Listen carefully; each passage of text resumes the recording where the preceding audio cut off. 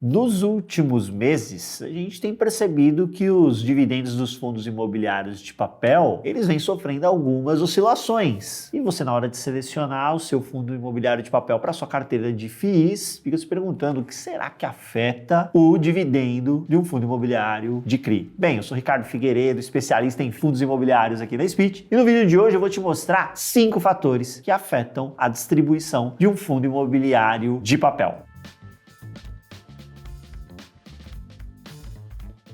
Lembrando, fundo imobiliário de papel, fundo imobiliário de CRI, ele é um FII onde a maior parte do patrimônio está alocada em recebíveis imobiliários nos chamados CRIs, os certificados recebíveis imobiliários. É dívida, né? Então o fundo imobiliário não é dono de imóvel, ele é credor de uma dívida. Pois bem, de onde vem o fluxo que alimenta os dividendos que este fundo distribui? Pagamento dessa dívida dos devedores dessa carteira de crédito. Então, quando você abre o relatório gerencial de um fundo de CRI, lá você vai ver vários e vários CRIs, vários devedores. Então, você tem lá o fundo de CRI, aqui está ele, e tem vários CRIs aqui dentro. CRA, CRB, CRC, CRD. E você, que já acompanha aqui o canal há mais tempo, já sabe que a nossa preferência é o maior número possível de CRIs aqui dentro da estratégia do fundo, é claro, porque a gente vai minimizar o risco, a gente vai maximizando a diversificação, minimizando o risco. Eu costumo dizer que quando a gente está falando de dívida, a gente tem que se preocupar mais em pulverizar o risco mesmo, porque eventos que vão afetar o nosso dividendo, eles vão acontecer ao longo do tempo. Tá? Então, quando aconteçam,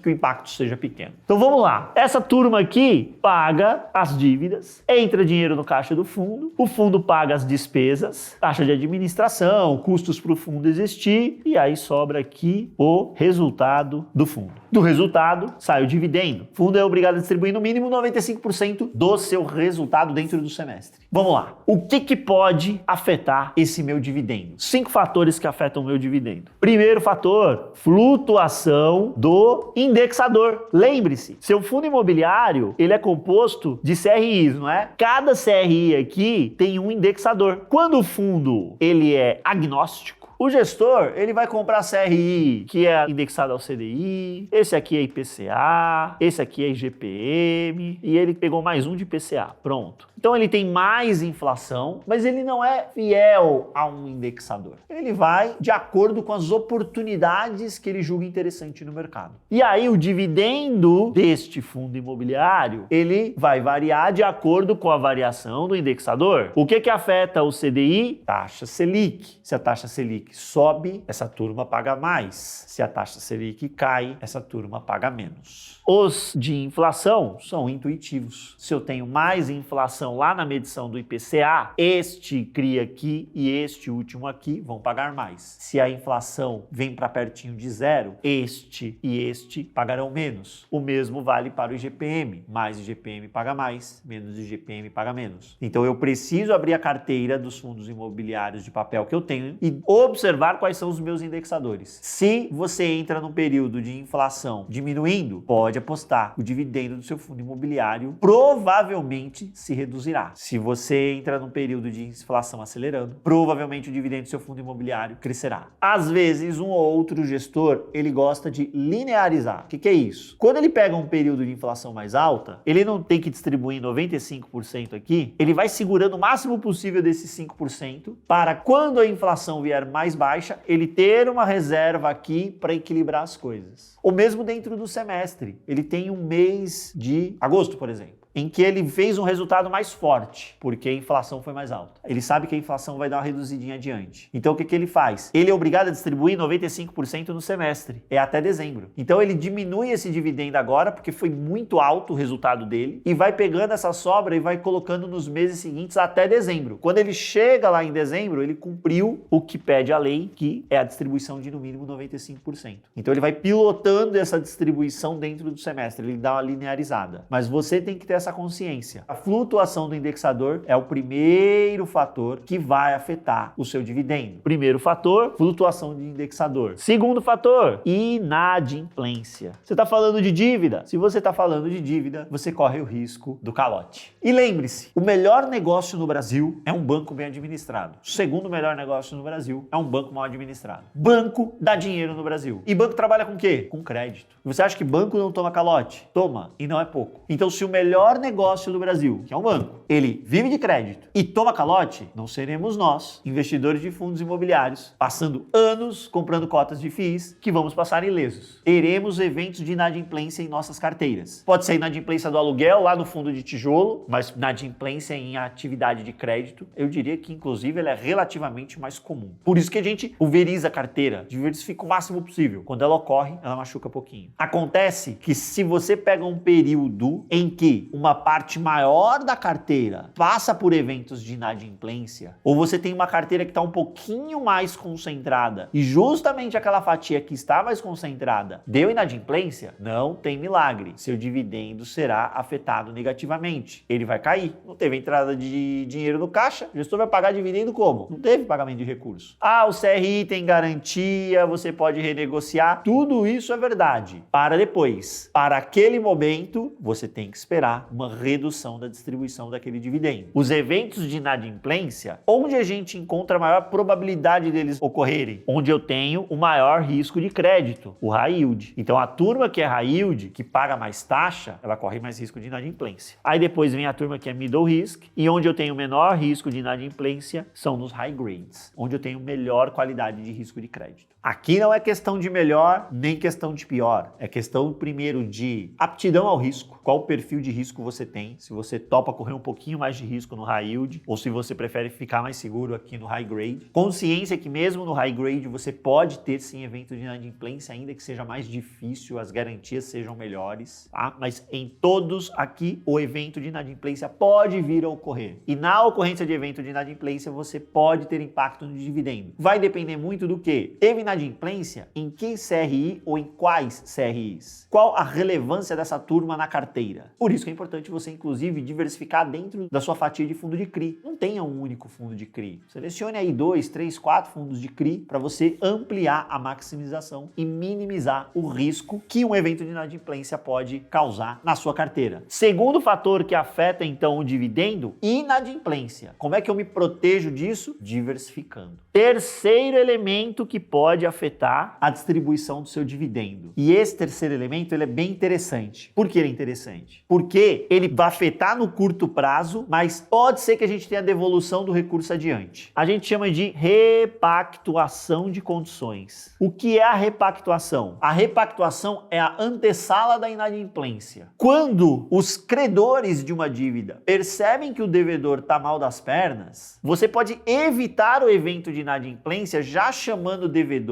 ou o próprio devedor já avisa a turma, ó, vai dar ruim. Então, vamos sentar aqui, vamos dar uma negociada numa situação temporária, porque do jeito que tá, vai dar ruim, vai dar inadimplência. Por isso que a gente fala que é a antessala. Aqui, a gente pode ter eventos como carência. O que é a carência? O CRI, ele não tem que pagar juros e amortizações conforme um calendário que foi estipulado lá no momento da concessão de crédito? Sim. Vamos imaginar que o devedor tá mal das pernas. Você, credor, ainda não quer executar as garantias, então você vai dar uma chance para ele. A chance é, olha, fique 6 meses sem pagar juros e amortizações. Você não vai pagar nada. 6 meses de carência. Não é perdão de dívida, é carência. Todo esse recurso, ele continua sendo acruado pelos indexadores, o saldo devedor vai crescendo e você recuperará este valor mais adiante. Só que neste ato temporal, nestes 6 meses, essa carência afeta o teu caixa e ele fica reduzido. E aí, mais uma vez, a gente precisa entender qual é o tamanho deste CRI dentro do seu patrimônio. Se você está falando de uma fatia generosa do fundo de CRI, seu dividendo sofrerá. considerar. Se for ali uma operação que representa 1% do patrimônio, muito provavelmente isso passa incólume ali pelo dividendo. Agora, se você está falando ali de 30% da turma tá mal das pernas e veio pedir água aqui, uma renegociação, uma repactuação, aí pode esperar que o dividendo vai sofrer. Neste período em que você gerou essa carência. E aí você espera que adiante, depois deste fôlego, o devedor retome as plenas condições de manter a adimplência da dívida. O que mais pode ter aqui? Pode ter um evento que a gente chama de waiver. Ah, que nome bonitinho, né? O pessoal gosta de trazer esses termos lá de fora. O waiver é como se fosse uma reconfiguração de uma condição em que aí sim você tem impacto financeiro de forma estrutural na dívida. Famoso perdão. Você não vai perdoar toda a dívida, mas você vai perdoar um pedaço. Por exemplo, o devedor ficou um mês de inadimplência. Aí você vai lá e dá um waiver nas correções que ele deveria pagar aqui por ter ficado inadimplente e fala, agora você continua a pagar normalmente. Ou então você dá um waiver de 3 meses de correção monetária. Então o CRI é IPCA vai 6% ao ano. Durante 3 meses esse CRI vai ser só 6% ao ano, não tem a correção monetária. Por exemplo, tá vendo que você abriu mão de alguma coisa e essa alguma coisa não volta mais. Aí a gente tá falando de um waiver. A carência, eu dou um tempo e depois o dinheiro volta. No waiver, o que você deixou passar, passou. Esse não volta mais. Então isso daqui, estas condições de repactuação de como é o pagamento da dívida, isso vai impactar o teu dividendo. Vai impactar mais ou vai impactar menos se a gente estiver falando de uma fatia menor da carteira sendo repactuada ou de uma fatia maior da carteira sendo repactuada. No momento que eu gravo este vídeo, finalzinho de outubro, se você quiser ver isso daqui na prática, abra o relatório gerencial de alguns fundos de CRI que passaram por eventos de repactuação ou de inadimplência mesmo. Então, por exemplo, o Iridium IRDM11, o último relatório dele nesta data, finalzinho de outubro, você vai lá observar que ele tem uma tabela dizendo que tem CRI inadimplente, tem CRI em carência, então isso daqui aparece. E aí quando você olha o histórico de dividendo dele, você começa a entender que isso também afeta negativamente, por isso que ele encolhe o dividendo. Importante destacar que estas coisas aqui, gente, não ocorrem de forma isolada. Então você tem flutuação de indexador podendo afetar negativamente o seu dividendo e ao mesmo tempo um evento de inadimplência e ao mesmo tempo você tem uma carência em alguma outra operação. Veja, é a tempestade perfeita. O indexador remunerando menos, a inflação menor, por exemplo. Aí você tem um CRI da carteira inadimplente e você tem uma outra turminha ali para a qual você deu carência. Tudo isso afeta negativamente o seu dividendo. Não ocorrem de forma isolada. As coisas também podem acontecer de forma combinada. Já vimos 3 elementos que afetam negativamente seu dividendo? Coloca aí nos comentários se você já foi vítima de um desses eventos aí em algum fundo de CRI da sua carteira de FIIs, certo? Vamos para o quarto item que afeta negativamente a distribuição de dividendos do seu FII de papel. E este quarto item não é muito antigo não, em fundos de CRI não, tá? É a famosa alavancagem. O que é a alavancagem? A alavancagem é um recurso que entra para você comprar mais ativos sem que necessariamente você tenha emitido cotas para captar este recurso. Como é que funciona a alavancagem no fundo de tijolo? Ela é mais intuitiva. Você compra um imóvel com promessa de pagamento. Então você vai lá, o imóvel custa 100 milhões. Você dá 50 milhões para o comprador e fala, ó, te pago o resto daqui a um ano, corrige pelo CDI. Você gastou só 50 no imóvel. Só que você vai receber todo o fluxo dele. Você está operando alavancado. Se você estivesse recebendo só metade do aluguel, você ainda não estaria alavancado. Mas como você está recebendo todo o fluxo dele, você está alavancado. Pois bem, como é que um fundo de CRI se alavanca? Bem, funciona com a chamada operação compromissada reversa. Mais um nome maravilhoso aí que a turma inventa para as operações. Ela funciona da seguinte forma. Você tem aqui o FII e você tem aqui a contraparte. O FII, ele tem o que aqui dentro? CRIs, né? Então, ele vende o CRI para a contraparte com o compromisso de recomprar lá na frente. Ele assume o compromisso de recompra. Então, ele vende e recompra. O que seria essa contraparte? Essa contraparte é alguém que topa fazer essa operação, que aceita pegar o CRI durante um tempo e depois devolver para o fundo imobiliário em troca de uma taxa, uma remuneração. Essa remuneração pode ser, por exemplo, CDI mais 2% ao ano, CDI mais 1,5% ao ano, CDI mais 0,5% ao ano. Quanto menor essa taxa, mais fácil do fundo de CRI ganhar dinheiro com essa operação. Então essa contraparte vai atuar dessa forma. Ela topa fazer este vai e volta em troca de um pedacinho de uma taxa, uma remuneração. Qual é o risco que ela tem? O risco que ela tem é o fundo de CRI não recomprar. E se o fundo de CRI não recompra, o que acontece com ela? Ela fica com os CRIs. Enquanto está no prazo que foi acordado aqui, 6 meses, por exemplo,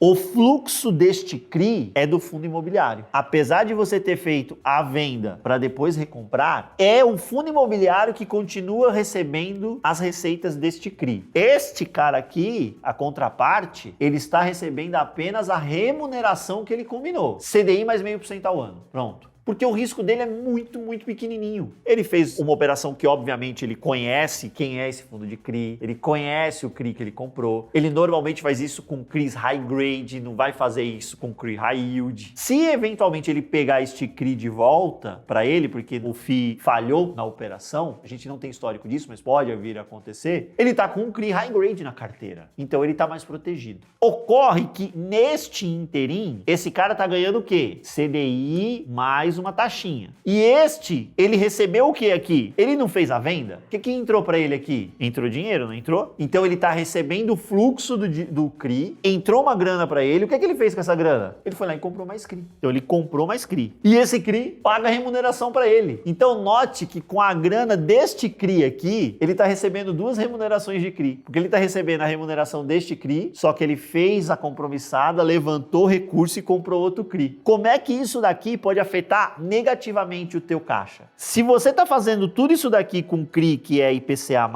e você pega uma janela de IPCA mais dura, IPCA pequenininho ali, 0, por exemplo, o dividendo que essa turma paga é baixinho. Se você está numa janela em que o CDI está elevado, o teu custo de dívida está para cima. E aí essa conta, ela fica negativa para o fundo nesse momento. Ele está perdendo dinheiro com essa alavancagem. O que ele espera é o contrário, é que esta conta fique menor e que aqui, por exemplo, ele tenha uma aceleração de inflação e os dividendos façam mais sentido para ele. Como toda e qualquer operação de alavancagem, gente, tem risco de dar certo ou de dar errado. Uma outra fonte de recurso que isso aqui vai trazer para ele só vai conseguir capturar adiante. A despesa, ele está pagando agora, é na veia. O benefício, que na minha leitura pode vir a ser o maior benefício dessa operação, ele só colhe adiante. Qual seria esse benefício? Esse benefício é fazer o giro dessa posição aqui, em que ele vai ter ganho de capital nesse CRI que ele comprou. Então, por exemplo, ele comprou esse CRI a IPCA mais 7% ao ano. Quando chegar o evento de recompra, ou ele vai ter que fazer uma emissão de novas cotas para gerar recurso e pagar isso daqui, ou ele vai ter que rolar a operação, tem que ver se é interessante para ele rolar a operação, ou ele vende esse CRI. Por exemplo, o mercado está pagando IPCA mais 6 agora. A taxa não caiu? O que acontece com o valor do CRI? Ele sobe, é ganho de capital. Então ele foi surfando